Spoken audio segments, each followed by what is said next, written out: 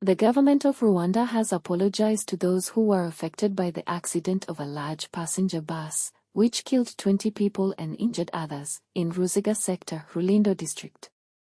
An announcement from the Prime Minister's office on February 11, 2025, announced that the injured were immediately taken to different hospitals where they would be treated by doctors. The government is providing the necessary assistance to the families of those who lost their loved ones and those who were injured in the accident, it continued. This accident happened on Tuesday, February 11, 2025. It was a big bus of the International Express Company, which was going from the city of Kigali to the city of Musanze. It is said that it was carrying about 52 people. The spokesperson of the Rwanda police, Rutikanga Boniface, told Igihe that the car crossed the road and fell into the forest about 800 meters away. He said, it crossed the road and fell under it about 800 meters from the road, it's in the mountains. The government of Rwanda reminded motorists to obey the rules and regulations of the road.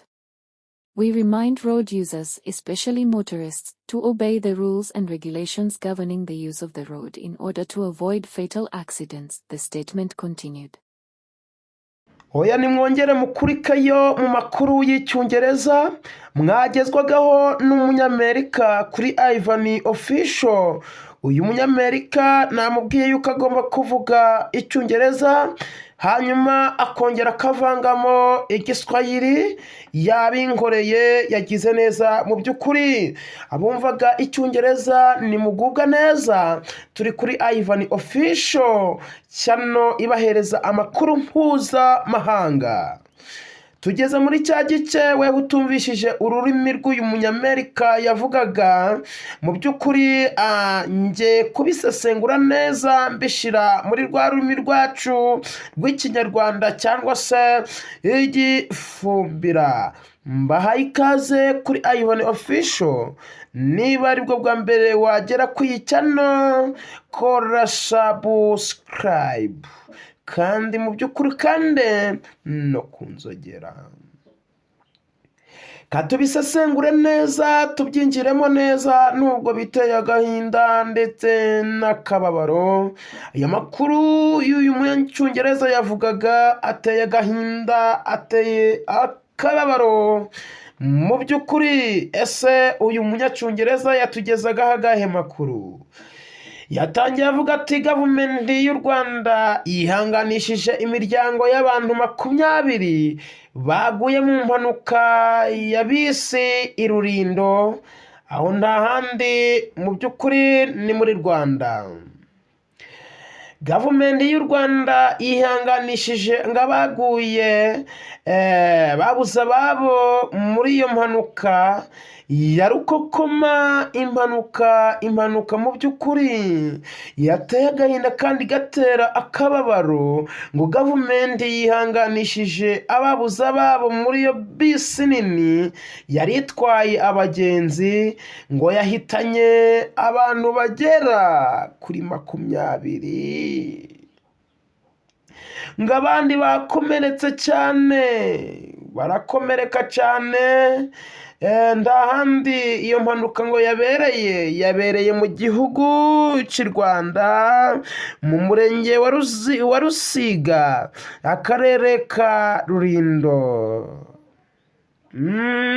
Munyacyongereza yakomeje kuvuga ngo itangazo ryaturutse mu biro cyangwa se mu ofisi ya Minisiteri w'Intebe iminsi 11 y'ukwa kabiri nibwo iyi mpanuka ngo yabaye. Ngo itegeko cyangwa se itangazo ryatangaje ko abakomeretse bahise bajyanwa mu bitaro bitandukanye, bikaba ngo bakaba bari kwitabwaho n'abaganga mu by'ukuri mu marwariro mu bitaro bitandukanye. Reka twongere tubabwire ngo muri aya makuru twifashishije ikinyamakuru bita Igihe.com.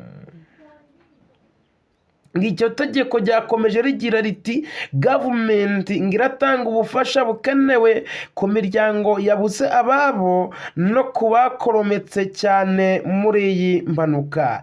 Ng'iyi mpanuka yabaye tariki 11 y'ukwezi kwa kabiri umwaka w'ibihumbi 2025, ngo ni ya bisi nini ya sosiyete yitwa International Express, ngo yavaga mu mujyi wa Kigali yerekeza mu mujyi wa hariya hirya muri Musanze. Ngo bivuga ko yari itwaye abantu bagera kuri 52. Ngo umuvugizi wa polisi w'u Rwanda SCP Rutikanga Boniface ngo yabwiye ikinyamakuru bita Igihe ko iyi modoka yarenze umuhanda ikagwa mu manga mu bimetero bigera kuri 800. Urumva mu by'ukuri iyi mpanuka yari n'impanuka itarabonekaho kurenga umuhanda mu by'ukuri kazamuka mu by'ukuri. Yakomeje kuvuga ati yarenze umuhanda, ngo rero igwa munsi yago hafi y'ibimetero 800 ngo ivuye ku muhanda. Ngo kandi murabizi ko ngo muri izo nzira ndetse muri iyo barabara ni imisozi gusa. Gavumenti ngo y'u Rwanda ngo yakomeje mu by'ukuri gavumenti y'u Rwanda ngo yakomeje kwibutsa ngo abatwara ibinyabiziga, mwumve neza, kubahiriza amategeko ndetse n'amabwiriza byo mu muhanda. Mu gihe amakuru yacacanaga iyi bisi yari itwaye umusore mu by'ukuri utarengeje imyaka 27, kandi ngo nibwo nyine yaratangiye gutwara imodoka. U Rwanda rwihanangirije mu by'ukuri abatwara ibinyabiziga kubahiriza amabwiriza yo ku muhanda. Itangazo ryakomeje rigira riti tuributsa abakoresha umuhanda cyane cyane abatwara ibinyabiziga kubahiriza amategeko n'amabwiriza bigenga imikoreshereze y'umuhanda kugira ngo birindwe cyangwa se birinde impanuka, kuko impanuka ziri guhitana ubuzima bw'abantu benshi. Ayo ni amakuru atari meza yabayeho iminsi 11 y'ukwezi kwa kabiri 2025 hariya hirya mu gihugu cy'u Rwanda. Kora subscribe kugira ngo tujye twibanira no mu bindi biganiro. Mu by'ukuri ni amakuru y'incamugongo ariko ni ukwihangana.